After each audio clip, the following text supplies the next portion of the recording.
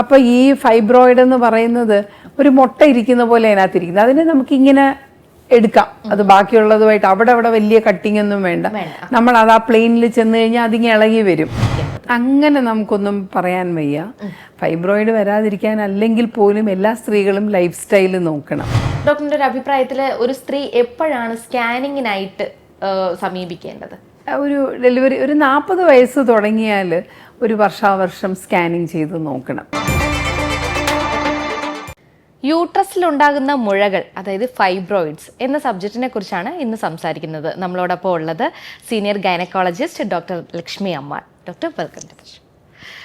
Doctor ഇപ്പോൾ തന്നെ പറഞ്ഞല്ലോ മാരേജിന് മുമ്പുള്ള മുഴകൾ.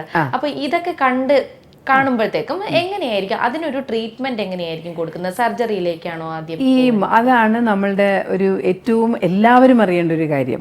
എല്ലാ ഫൈബ്രോയിഡും എടുത്തു മാറ്റേണ്ട ഫൈബ്രോയിഡുകളല്ല. കാരണം എന്താന്ന് വെച്ചാൽ അത് ക്യാൻസർ ആകാനുള്ള സാധ്യത കുറവാണ്. അപ്പോൾ നമ്മൾ ഈ ഏതൊക്കെ മുഴകൾ ഗർഭപാത്രത്തിൽ കണ്ടാൽ എടുത്തു കളയണം? അതൊരു വളരെ നല്ല ചോദ്യമാണ്. എന്തുകൊണ്ടാണെന്ന് വെച്ചാൽ പലപ്പോഴും വേറെ എന്തിനെങ്കിലും വേണ്ടിയിട്ട് ഒരു സ്കാൻ ചെയ്യുമ്പോൾ, സ്കാൻ ഇപ്പോൾ വളരെയധികം ആൾക്കാർ ചെയ്യുന്നുണ്ടല്ലോ. എന്തെങ്കിലും കൊച്ചു വയറുവേദന എന്ന് പറഞ്ഞാലും ഒരു സ്കാനിന് വിടും. അപ്പോൾ സ്കാനിന് വിടുമ്പോഴായിരിക്കും കാണുന്നത് ഗർഭപാത്രത്തിൽ 2 മുഴകളുണ്ട്. ഒന്നിൻ്റെ സൈസ് 2 സെൻറ്റിമീറ്റർ, ഒന്നിൻ്റെ സൈസ് 3 സെൻറ്റിമീറ്റർ. അയ്യോ, നിങ്ങൾക്ക് ഗർഭപാത്രത്തിൽ മുഴകളുണ്ടെന്ന് പറയുമ്പോഴത്തേക്ക് ആധിയായി. ഉടനെ ഒരു ഡോക്ടറെ വന്ന് കണ്ടിട്ട് എനിക്കിപ്പോൾ ഗർഭപാത്രം മാറ്റിത്തരണം എന്ന് അവർ തന്നെ പറയും. അല്ലെങ്കിൽ അത് പറയുന്ന ഡോക്ടർമാരും ഉണ്ടാകാമായിരിക്കും. അല്ലെങ്കിൽ കാണുന്നവർ നിങ്ങൾക്ക് മുഴയുണ്ട്, ആദ്യം കാണുന്ന ഡോക്ടർ ഒരു MBBS ഡോക്ടറാകാൻ, ഒരു ഫിസിഷ്യനാകാൻ, ചിലപ്പോൾ അവർ പറയും നിങ്ങളൊരു ഗൈനക്കോളജിസ്റ്റിനെ കൺസൾട്ട് ചെയ്തോളൂ എന്ന് പറയുമ്പോൾ ഇവർ വരുന്നത് തന്നെ ഇത് എടുത്ത് കളയേണ്ടി വരും എന്നുള്ളതനുസരിച്ച്. പക്ഷേ ഏതൊക്കെ മുഴകളാണ് നമ്മൾ മാറ്റേണ്ടത്? ഒന്ന്, സൈസ് കൂടുതലുണ്ടെങ്കിൽ, ഒരു 3.5 മാസം ഗർഭം, ഈ ഗർഭപാത്രം എന്ന് പറയുന്നത് നമ്മുടെ വയറ്റിൻ്റെ ഏറ്റവും അടിയിലാണ് ഇരിക്കുന്നത്. അത് വളർന്ന് 3 മാസം ഗർഭത്തിൻ്റെ സൈസ് എത്തുമ്പോഴേ വയറിൽ നമുക്ക് തൊട്ടാൽ അറിയാൻ പറ്റും. അപ്പോൾ വയറിൽ തൊട്ടാൽ അറിയുന്ന മുഴകൾ, അത്രയും വളർന്ന മുഴകളാണെങ്കിൽ അത് എടുത്ത് കളയുന്നതാണ് നല്ലത്.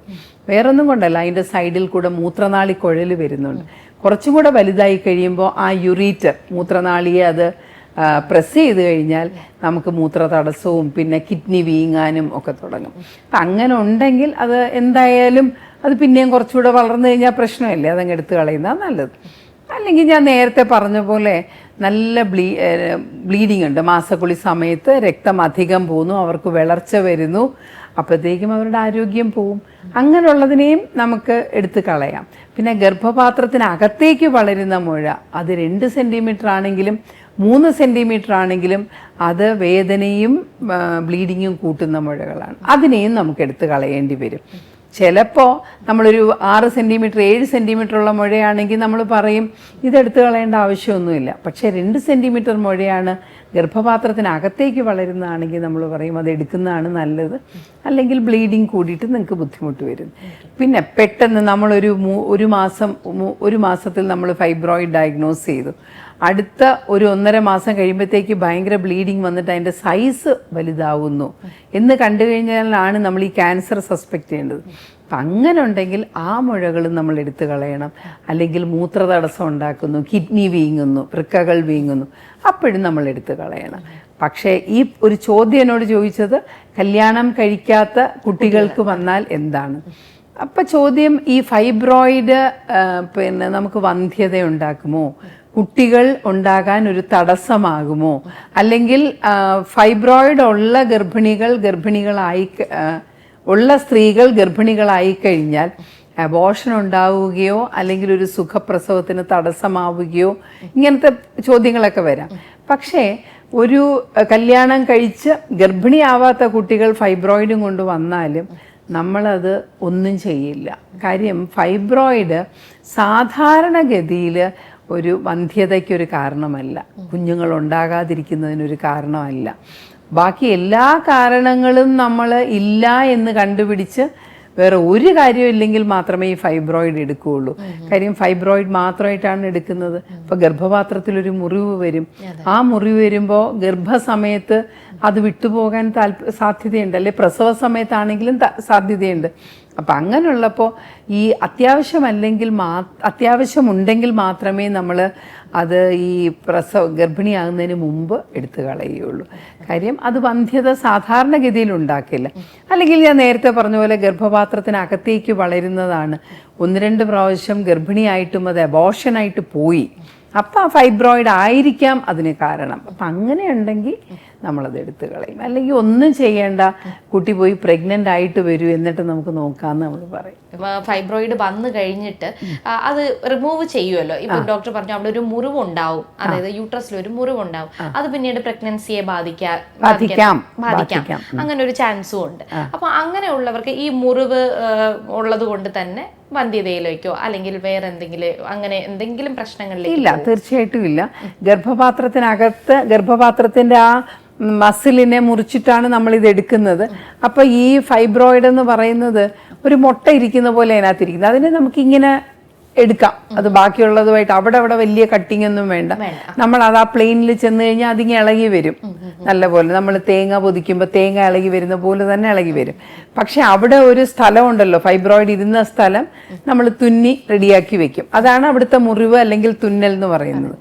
അപ്പോൾ അതുകൊണ്ട് വന്ധ്യതയൊന്നും ഉണ്ടാവില്ല. നമുക്കൊരു വന്ധ്യതാ പ്രശ്നം ഉള്ളപ്പോഴായിരിക്കാം നമ്മൾ എടുത്ത് കളയുന്നത്.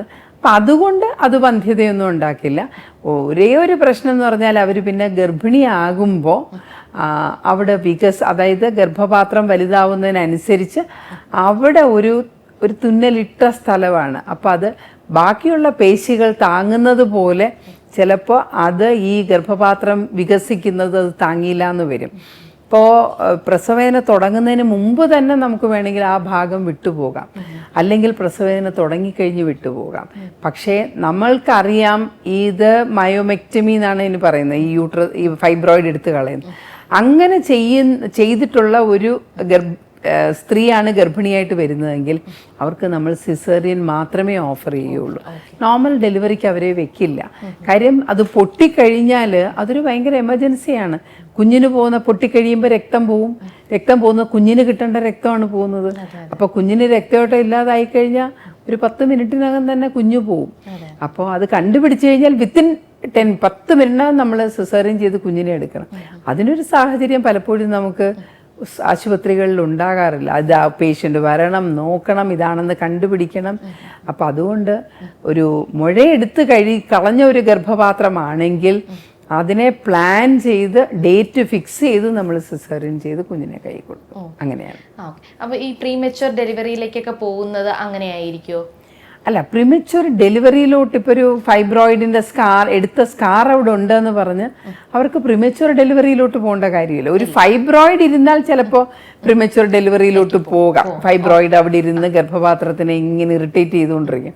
അപ്പോൾ ചിലപ്പോൾ പെയിൻ വന്ന് പ്രിമച്വർ ഡെലിവറിയിലോട്ട് പോകാം. പക്ഷെ ഫൈബ്രോയിഡ് എടുത്തു കഴിഞ്ഞൊരു യൂട്രസ് ഒരു സ്കാർ ഉണ്ടെന്ന് പറഞ്ഞിട്ട് പ്രിമച്വർ ഡെലിവറിയിലോട്ട് പോകേണ്ട ആവശ്യമില്ല. ഡോക്ടർ, നമുക്ക് എന്തൊക്കെ കാര്യങ്ങൾ ഈ ഫൈബ്രോയിഡ് എന്ന് പറയുന്നത് നമുക്ക് ഒരിക്കലും ചിന്തിക്കാൻ പറ്റില്ല, കാരണം അറിയില്ല നമുക്ക് എപ്പോഴാണ് ഇത് വരുന്നതെന്നോ.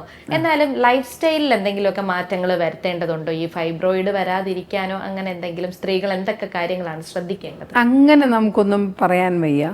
ഫൈബ്രോയിഡ് വരാതിരിക്കാൻ അല്ലെങ്കിൽ പോലും എല്ലാ സ്ത്രീകളും ലൈഫ് സ്റ്റൈൽ നോക്കണം.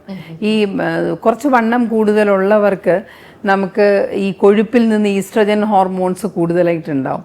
അപ്പോൾ ഈ ഫൈബ്രോയിഡ് ഉണ്ടാവുന്നത് ഈസ്ട്രജൻ കൂടുതൽ ഉള്ളപ്പോഴാണ്. ഹൈപ്പർ ഈസ്ട്രജനിക്കായിട്ട് ഒരു കണ്ടീഷനിലാണ് ഫൈബ്രോയിഡ് ഉണ്ടാവുന്നത്.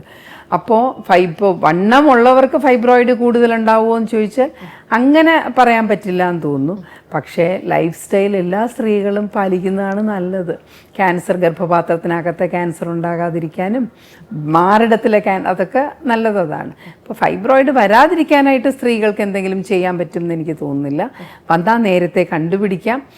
ചികിത്സ ആവശ്യമുള്ളതിന് മാത്രം ചികിത്സിക്കുക, അല്ലാത്തത് വെറും വർഷാവർഷം സ്കാൻ ചെയ്ത് നോക്കിയാൽ മാത്രം മതി. ഡോക്ടറിന്റെ ഒരു അഭിപ്രായത്തിൽ ഒരു സ്ത്രീ എപ്പോഴാണ് സ്കാനിങ്ങിനായിട്ട് സമീപിക്കേണ്ടത്? ഒരു ഡെലിവറി ഒരു 40 വയസ്സ് തുടങ്ങിയാൽ ഒരു വർഷാവർഷം സ്കാനിങ് ചെയ്ത് നോക്കണം. അത് ഫൈബ്രോയിഡ് ഉണ്ടോ എന്ന് നോക്കാൻ വേണ്ടി മാത്രമല്ല, നമുക്ക് അണ്ടാശയത്തിൽ എന്തെങ്കിലും മുഴകൾ വരുന്നുണ്ടോ, ഗർഭപാത്രത്തിൽ ലൈനിങ്ങിന് കട്ടി കൂടുന്നുണ്ടോ, ഒരു പാപ്സ്മിയർ എടുക്കണം. ഇതിനൊക്കെ വേണ്ടിയിട്ട് നമ്മൾ നോക്കണം. 40 വയസ്സ് കഴിഞ്ഞ് എല്ലാ വർഷവും സ്കാൻ ചെയ്ത് കഴിഞ്ഞാൽ നമുക്ക് ഫൈബ്രോയിഡ് ഉണ്ടാവുന്നുണ്ടോ എന്നറിയാം. ഉണ്ടാവുന്നുണ്ടെങ്കിൽ അത് ഏത് സ്ഥലത്താണ് ഇരിക്കുന്നതെന്ന് അറിയാം, പ്രശ്നങ്ങൾ ഉണ്ടാക്കാൻ തക്കമുള്ള ഫൈബ്രോയിഡ് ആണോ എന്നൊക്കെ നമുക്കറിയാൻ പറ്റും. Okay okay, thank you doctor. ഒരുപാട് സംശയങ്ങളെല്ലാം നമുക്ക് മാറ്റി തന്നു. എനിവേ, നല്ല നമസ്കാരം.